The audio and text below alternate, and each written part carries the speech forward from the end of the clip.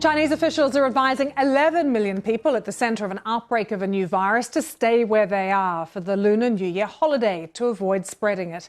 People in Wuhan have been asked not to leave the city and outsiders have been told to stay away. More than 400 people have been infected with the coronavirus and 9 people have died. Wuhan now has health checks in places at airports, railway stations and on roads out of the city. Public gatherings as well have also been restricted. The new virus has spread from Wuhan to several Chinese provinces, as well as the US, Thailand, South Korea, Japan, Taiwan, and we now have Hong Kong confirming its first case. International restrictions are being put in place at many airports. A short time ago, the British government said it was introducing a separate area at Heathrow Airport for people travelling from affected areas. Our correspondent Stephen McDonald has more for us from Beijing. The Lunar New Year in China means that there are millions of people on the move. They're crisscrossing this country and also travelling abroad. And I can tell you, attitudes here over the last 48 hours towards this virus have completely changed. 2 days ago, speaking to travellers, we could barely find somebody who was all that worried about the situation. Now you have people here queuing up to buy face masks. They're cancelling their trips. In some cases, they've had the trips cancelled for them. For example, China's neighbour, North Korea, has cancelled all tour groups coming in for the Lunar New Year.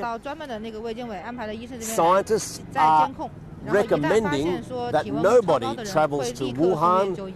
This is the city where this outbreak started, and they're also saying people shouldn't leave that city. That's a city of 11 million people, and they're suggesting during the Spring Festival, the most important festival in this country, that people shouldn't be coming and going from there. Really, though, you can understand why people are worried. We had officials, they held a press conference today warning that this virus could mutate. And if it mutated, it could be even more contagious. So if you compare travel patterns in 2002 when the SARS outbreak happened and 600 people, more than 600 people died, compare that to now and you can kind of understand why all this travel is worrying people. So in 2002 for SARS, comparing that to now, just in the province where this outbreak started, there are now twice as many people travelling by train in that province. In terms of passengers flying out of China, there are 6 times as many people now flying out of China as there were in 2002.